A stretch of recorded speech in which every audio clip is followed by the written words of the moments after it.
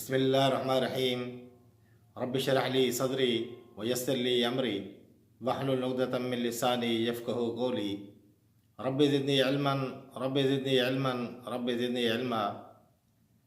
प्यारे दोस्तों, आज की वीडियो इंतहाई अहम है क्योंकि आज मैं आपको एक ऐसा वजीफ़ा बताने जा रहा हूँ जो कि कुरान पाक की एक आयत पर, एक छोटी सी आयत पर मुश्तमिल है, मगर इसके फ़वाइद इतने ज़्यादा हैं जो कि आपकी तमाम उम्र पर हावी हैं। इंशाअल्लाह ताला इस आयत मुबारक की बरकत से आप देखेंगे कि आपकी ज़िंदगी का हर मसला, हर मुश्किल आसान होती जाएगी, आपकी ज़िंदगी खुशियों से भरती जाएगी। और ख़ास तौर पर जो दोस्त कैद सौबत झेल रहे हैं, किसी जेल में हैं, किसी जुर्म या नाकर्दा जुर्म के सज़ा भुगत रहे हैं, उनके लिए तो बहुत ही ज़्यादा ये अहम है। अगर ये वजीफ़ा वो जारी रखेंगे तो इंशाअल्लाह बहुत जल्द जेल की सोबत से बाहर निकल आएंगे। अगर उन्होंने जुर्म नहीं किया तो फिर मुकम्मल भरोसा रखें, और अगर खुदा न खास्ता वो जुर्म कर चुके हैं तो अल्लाह पाक से कभी उम्मीद रखें, इस्तग़फ़ार करें और इस साथ ही साथ इस आयत मुबारक का विर्द भी जारी रखें जो मैं आपको आगे बताने जा रहा हूँ।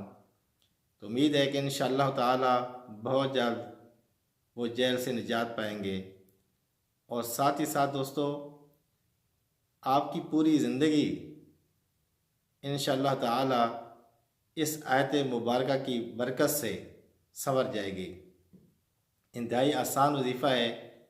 वजीफ़ा बताने से पहले आप लोगों से एक गुजारिश है कि इस चैनल को अभी तक अगर आपने सब्सक्राइब नहीं किया तो ज़रूर सब्सक्राइब करें, साथ घंटी के बटन को ज़रूर प्रेस कर दिया करें ताकि आने वाली हर वीडियो आप तक पहुंचती रहे। तो आगाज़ करते हैं इस वीडियो का। तो दोस्तों, ये आयत मुबारक सूरा तौबा की आखिरी आयत है और इसको पढ़ने का तरीका क्या है? पढ़ने का तरीक़ाकार ये है कि आपने हर फ़र्ज़ नमाज के बाद दुआ से पहले आपने इसको 7 मरतबा पढ़ना है। और अगर दुआ कर लेते हैं उसके बाद भी आप पढ़ सकते हैं, लेकिन ज़्यादा मुनासिब ये है कि फ़र्ज़ नमाज के जब आप सलाम फेरते हैं, अगर कोई और आप वजीफ़ा करते हैं तो बेशक करें, साथ ही साथ इसको भी जारी रखें। तो 7 मरतबा आपने हर नमाज के बाद पढ़ना है। और अगर आप ये समझते हैं कि आपको जल्दी है, नमाज के बाद आपने कहीं जाना है या कहीं ज़रूरी काम से जाना है, कहीं कारोबार पे जाना है या कोई दोस्त इंतज़ार कर रहा है, तो अव्वल तो हर काम को डिले किया जा सकता है, लेकिन फिर भी कई दफ़ा इंसान उस चीज़ को अवॉइड नहीं कर सकता। तो ये कोशिश करें कि सुबह की नमाज और मगरिब की नमाज के बाद 7 मरतबा इसको ज़रूर पढ़ें। और बाकी जो 3 नमाज़ें हैं, ज़ोहर, असर और इशा के बाद 3 दफ़ा सिर्फ पढ़ सकते हैं। तो ये आयत मुबारक मैं आपको पढ़ के सुनाता हूँ और मज़ीद बताता हूँ कि इसको अगर आपके पास टाइम की कमी हो या आप ज़बानी याद ना कर सकें तो इसको आप मुख्तसर भी कर सकते हैं। तो आयत मुबारक ये है, बिस्मिल्लाहिर्रहमानिर्रहीम। लक़द जाअकुम रसूलुम मिन अनफुसिकुम अज़ीज़ुन अलैहि मा अनित्तुम हरीसुन अलैकुम बिलमुमिनीना रऊफ़ुर रहीम। फ़इन तवल्लौ फ़कुल हस्बियल्लाहु ला इलाहा इल्ला हु अलैहि तवक्कलतु व हुवा रब्बुल अर्शिल अज़ीम। तो ये मुकम्मल आयत पाक है। अगर आप ज़बानी याद कर सकें तो ये बहुत ही ज़बरदस्त चीज़ है। और अगर खुदा न खास्ता आप समझते हैं कि ये एक लंबी आयत है, हालांकि इतनी लंबी आयत तो नहीं है, फिर भी ज़बानी याद करने में अगर आपको दिक्कत हो तो आप इसको शार्ट करके भी पढ़ सकते हैं कि हस्बी अल्लाहु ला इलाहा इल्ला हु अलैहि तवक्कलतु व हुवा रब्बुल अर्शिल अज़ीम। तो ये मेरे ख़्याल में इतना तो हर बंदा कर ही सकता है। और 2 नमाज़ों में मैंने बताया कि सुबह और मगरिब में 7 दफ़ा ज़रूर पढ़ें, हर हालत में पढ़ें। बाकी जो नमाज़ें हैं उनमें आप अगर 3 दफ़ा भी पढ़ लें तो तब भी कोई हर्ज नहीं। आप देखेंगे इंशाअल्लाह ताला कि आपकी लाइफ में बेहतरी आना शुरू हो जाएगी। आपके हर काम खुद ब खुद से होना शुरू हो जाएंगे। इसकी वजह क्या है कि आप पढ़ क्या रहे हैं। आप पढ़ रहे हैं हस्बी अल्लाहु ला इलाहा इल्ला हु। देखो कितनी ज़बरदस्त चीज़ है।